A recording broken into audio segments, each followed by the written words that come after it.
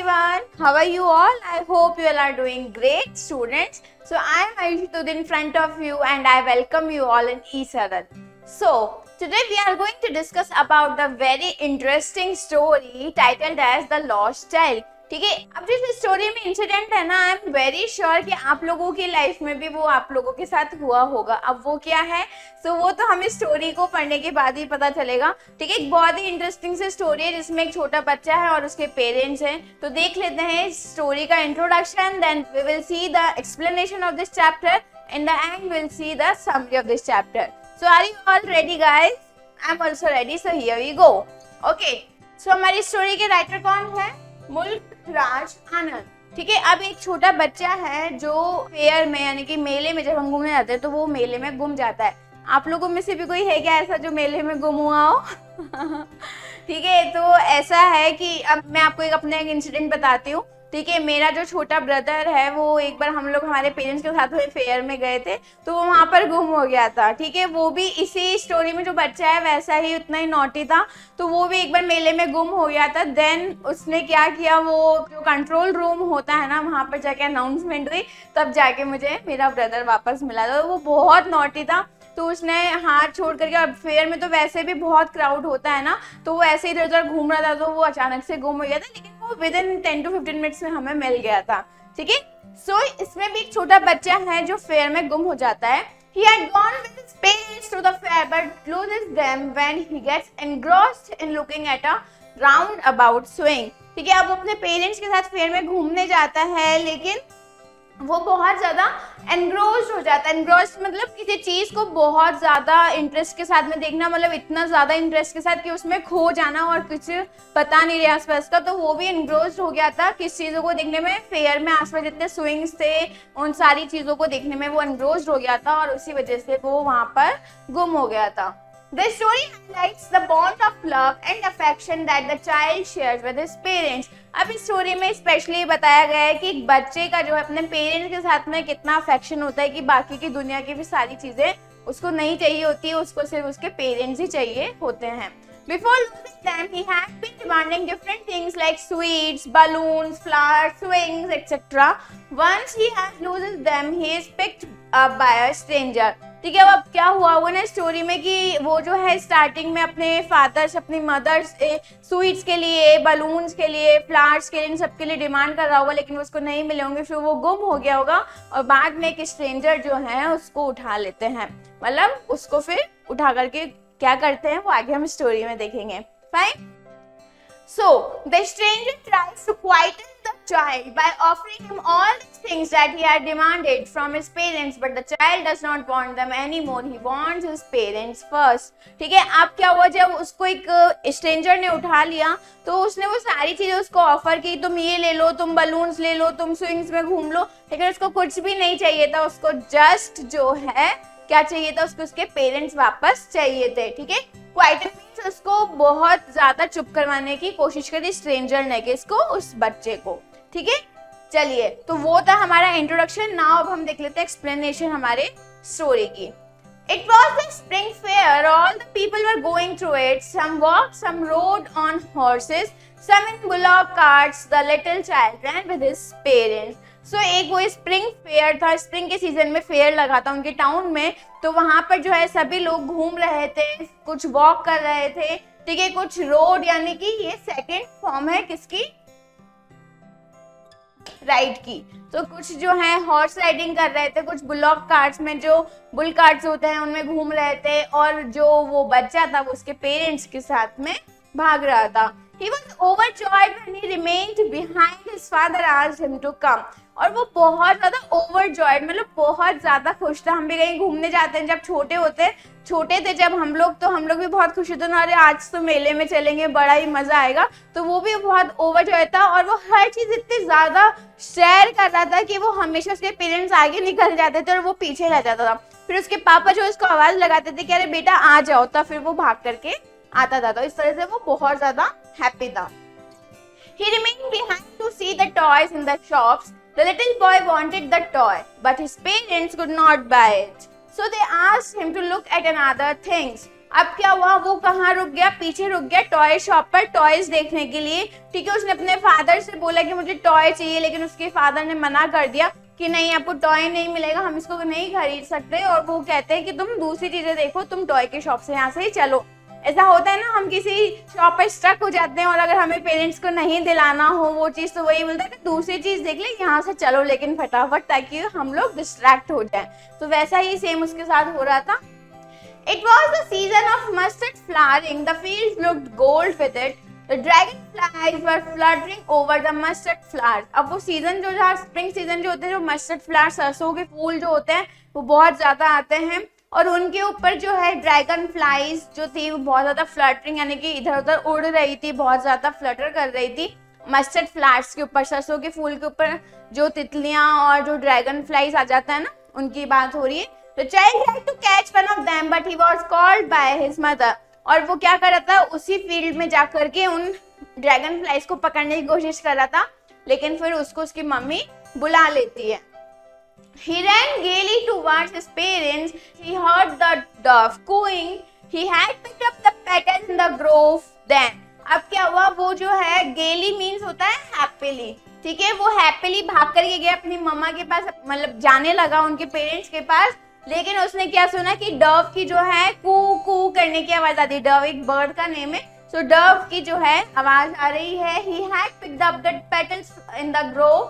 Then, और फिर उसने क्या करा, वहां से जो है गार्डन से पेटल्स को तोड़ करके और फिर वो वहां पर ऐसे ही मस्ती करने लग गया। He also ran round the banyan tree, but again he was called by his parents. फिर वो बनियन ट्री के आसपास ऐसे घूमने लगा, मतलब वो डिस्ट्रैक्ट हो गया, वो भूल गया कि उसकी मम्मी ने उसको बुलाया था, वो फिर से मस्ती करने लग गया। ठीक है, फिर उसके पेरेंट्स ने उसको फिर से आवाज लगाई कि चलो। उसके बाद क्या होता है, soon the child reached the fair. He heard a sweet meat seller calling gulab jamun, rasgulla, barfi, jalebi. मेरे मुंह में तो बहुत पानी आ रहा है, आई गेस आप लोगों के मुंह में भी पानी आ रहा है। I think your mouth is also watering. So क्या हुआ, वो जो बच्चा है अपने बेटे से जल्दी ही फेयर में पहुंचा और वहां पर उसने क्या देखा, एक स्वीट मीट यानी कि मिठाई की शॉप देखी और वहां पर वो क्या बेच रहा था, क्या सेल कर रहा था, गुलाब जामुन, रसगुल्ला, बर्फी, जलेबी, ये सब। So the sweet shop was greatly decorated with different sweets. Seeing the sweets, the child's mouth watered. जैसे कि हम लोगों का हो रहा है ना अभी। So वैसे ही उस स्वीट की शॉप को देख करके वो इतनी सारी मिठाइयों को देख करके पागल हो गया और उसका मुंह में जो है बहुत ज्यादा पानी आने लग गया। He said, I want that burfi. Barfi was his favorite sweet. उस बच्चे की फेवरेट स्वीट कौन सी थी, बर्फी, तो उसको वो बर्फी चाहिए थी। But his saying was unheeded. Unheeded means मतलब कि वो बहुत ज्यादा रूड और ऐसे केयरलेस तरीके से बोल रहा था कि नहीं मुझे तो मिठाई चाहिए, लेकिन वो उसके लिए बिल्कुल भी अच्छी नहीं थी ना, तो उसके पेरेंट्स ने उसको मना कर दिया मिठाई खाने से। Fine. The child went ahead with his parents. He heard a flower seller saying a garland of gulmohar. The child went to the flower basket. He wanted the garland, but he knew his parents would refuse to buy him that. अब क्या हुआ, वो लोग एक flower की shop पर पहुंचते हैं और फ्लावर्स वाली शॉप पर एक फ्लावर सेलर जो बोल रही है गार्लैंड ऑफ गुलमोहर, मतलब एक वो गार्लैंड सेल कर रही है गुलमोहर फ्लावर्स का। तो वो बच्चा उसको देखता है बहुत ही प्यार से, मतलब कि मुझे वो चाहिए, लेकिन उसको पता है कि उसके पेरेंट्स जो है मना कर देंगे, उसको वो नहीं दिलाएंगे। सो ही मूव्ड ऑन। सो वो देख करके चला गया, इस बार उसने बोला नहीं अपने पेरेंट्स से कि मुझे ये चाहिए।